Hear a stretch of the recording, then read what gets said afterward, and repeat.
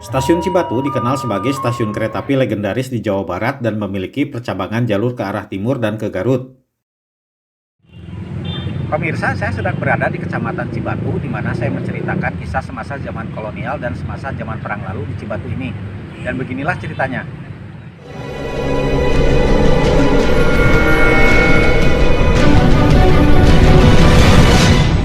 Pemirsa, saya mengawali sejarah di Cibatu ini dari stasiun kereta api Cibatu. Nah, inilah ketibaan kereta api lokal pada masa kini di stasiun Cibatu dengan tujuan akhir ke Garut. Pada zaman dahulu, stasiun Cibatu dikenal dunia sebagai tujuan orang-orang Eropa, Australia, dan Amerika untuk wisata alam ke Garut. Pemirsa, sepengetahuan saya, di stasiun Cibatu menjadi nasib akhir banyak lokomotif uap jenis Malet di dunia, terutama dari jalur Garut. Pada tahun 1920-an sampai 1960-an, stasiun Cibatu dikenal sebagai tempat pergantian lokomotif uap kelas pegunungan untuk rangkaian kereta api ekspres. Sejumlah lokomotif uap kelas pegunungan dari jenis Malet peninggalan zaman kolonial Belanda masih berada di stasiun Cibatu sampai tahun 1990-an.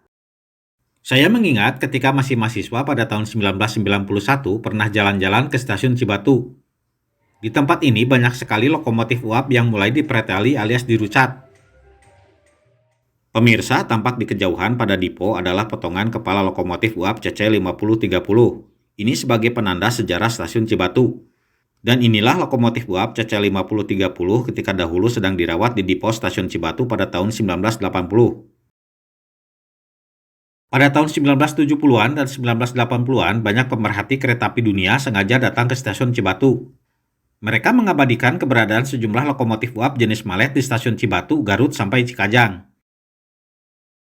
Sekarang kita melihat bangunan peron di stasiun Cibatu yang tampaknya masih sama seperti zaman dahulu. Pada jalur ini, sejak dahulu sampai sekarang adalah jalur keberangkatan kereta api menuju ke Garut. Tampak orang-orang zaman itu juga menanti kereta api ke Garut dari jalur ini. Beginilah suasana masyarakat menanti kereta api di stasiun Cibatu menuju Garut pada tahun 1980 dan 1981. Tampak waktu itu gerbongnya masih berwarna kuning hijau peninggalan zaman kolonial Belanda. Kembali ke masa kini, inilah rel kereta api menuju ke arah Garut. Nah, inilah perjalanan kereta api dari stasiun Cibatu pada percabangan menuju Garut pada tahun 1978 yang difoto Bingley Hall asal Inggris. Inilah peta persimpangan jalur kereta api dari stasiun Cibatu pada tahun 1937. Tampak ada yang mengarah ke selatan yaitu ke Garut. Inilah satu dari dua jalur masuk ke stasiun Cibatu. Sekarang saya menggambarkan suasana stasiun Cibatu ketika zaman dahulu. Inilah suasana di stasiun Cibatu ketika masih halte pada sebelum tahun 1920-an. Tampak suasananya sangat bersahaja, sejuk, dan sepi. Pada tahun-tahun itu, halte Cibatu juga menjadi tempat pemberangkatan produksi teh ke stasiun dan pelabuhan Tanjung Priuk untuk diekspor.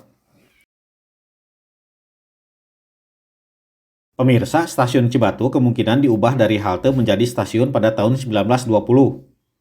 Salah satu ciri utama sebuah stasiun kereta api adalah terdapatnya jembatan putar untuk lokomotif, termasuk di stasiun Cibatu. Nah, inilah berita di mana jembatan putar lokomotif di stasiun Cibatu ini dibuat pada tahun 1920. Semula untuk stasiun Cibatu akan didatangkan lokomotif uap besar asal Amerika. Namun kemudian berbagai lokomotif uap kelas pegunungan yang ada di stasiun Cibatu adalah buatan Belanda dan Jerman. Inilah sebagian rumah antik peninggalan zaman kolonial Belanda di Cibatu yang sejak dahulu merupakan perumahan dinas pegawai stasiun Cibatu.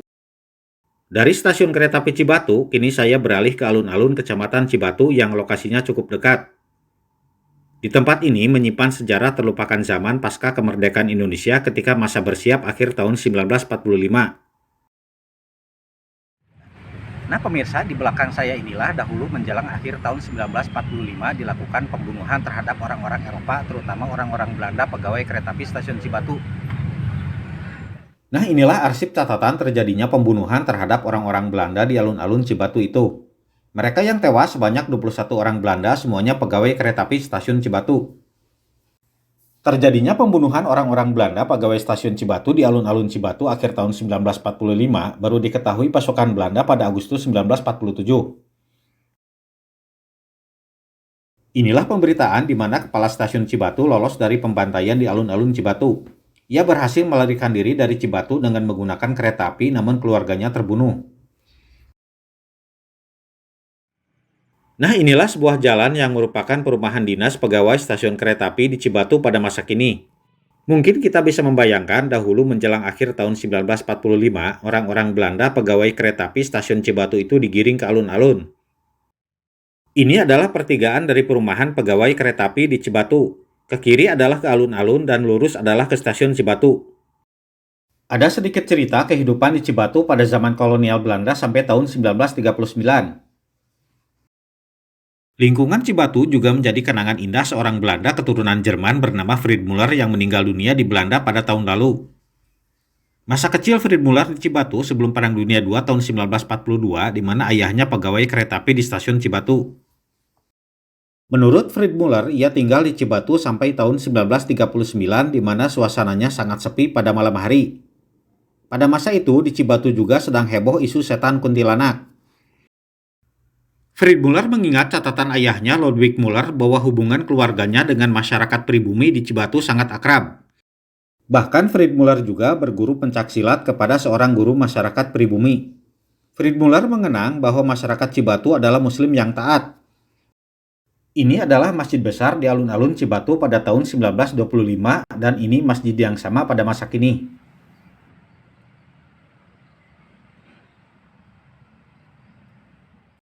Pemirsa, sekarang saya beralih bercerita ke zaman perang mempertahankan kemerdekaan Indonesia ketika tahun 1947. Inilah stasiun Cibatu yang sebenarnya telah mengalami pemulihan oleh pihak Belanda pada tahun 1948. Inilah berita di mana pada pertengahan Agustus 1947 terlihat kondisi stasiun Cibatu dalam keadaan rusak parah. Nah, kalau ini tampaknya bagian atap stasiun Cibatu sudah diperbaiki buatan masa kini. Sebagian lagi ke kiri atapnya masih yang lama. Ketika Agustus 1947, seusai dari stasiun Cibatu, pasukan Belanda juga kemudian bergerak ke Wanaraja. Pada jalur Cibatu ke Wanaraja, banyak tentara Belanda bertemu kembali dengan sejumlah orang pribumi yang dahulu bekerja kepada keluarga mereka sebelum masa perang.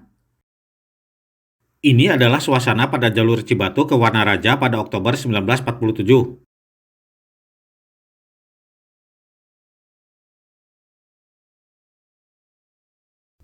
Nah, inilah catatan di mana pada 26 Agustus 1947 pihak Indonesia menyerang kawasan Cibatu dari 4 penjuru, yaitu dari barat, utara, timur, dan selatan.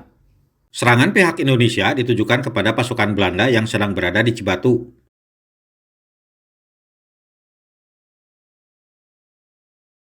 Pemirsa, kini saya beralih ke halte Lewi Goong yang sampai kini menjadi andalan masyarakat setempat pengguna kereta api. Halte Lewi Goong ini juga ada catatan sejarah ketika zaman perang lalu. Nah, inilah pemberitaan pada tahun 1947 di mana halte Lewi Goong terlihat kondisinya sudah hancur. Diduga halte Lewi Goong dihancurkan oleh sejumlah orang Indonesia dalam perlawanan menghadapi Belanda. Sedangkan halte Lewi Goong yang kini kita lihat diduga hasil dibangun kembali oleh pihak Belanda pada tahun 1948.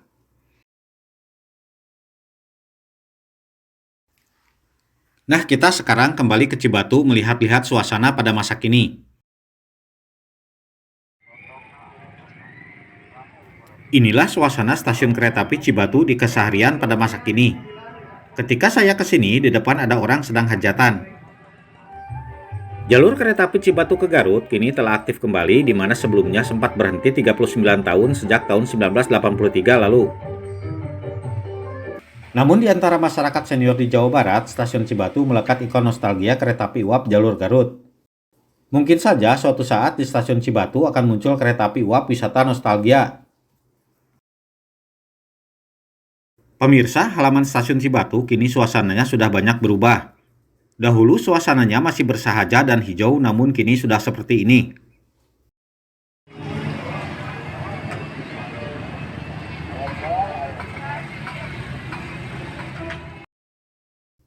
Begitu pula rumah dinas kereta api peninggalan zaman kolonial Belanda ini kini sudah berubah menjadi masjid mewah.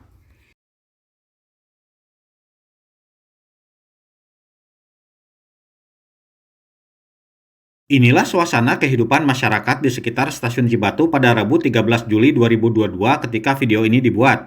Sampai jumpa pada episode berikutnya.